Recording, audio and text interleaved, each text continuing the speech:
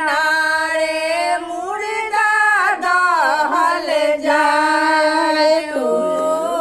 तुलसी पहुँचे यमुना किनारे मुर्दा दहल जाए। तुलसी समझे काठ के नैया।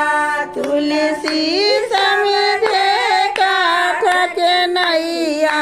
कहीं चढ़ी उतरे पार डगरिया रात अनहरियाना। तुलसी चले ससुराया डगरिया रात अनहरियाना।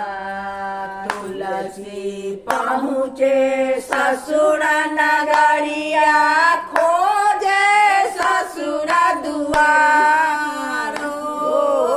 तुलसी पहुँचे ससुर नगरिया खोजे ससुर दुआर। दुआर पर अजगर लटके। ससुर दुआर पर अजगर लटके। कोई चढ़ी उतरे पार डगरिया रात अनहरियाना।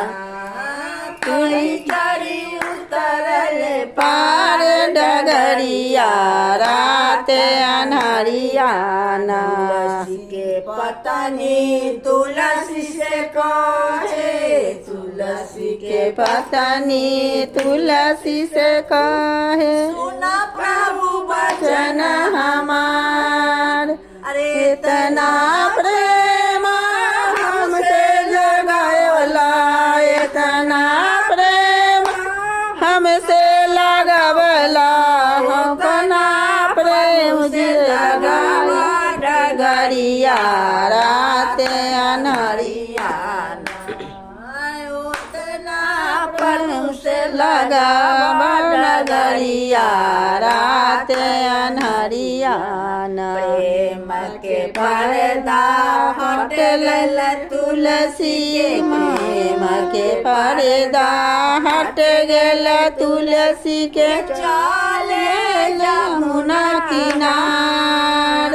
चंदन घसे चंदन पहिरे चंदन रगरे चंदन पहिरे। प्रभु जी के रगड़ लगावे डगरिया रात अनहरियाना।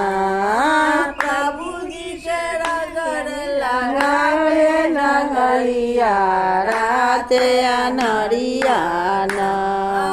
तुलसी चला ससुररिया डगरिया रात अनहरियाना।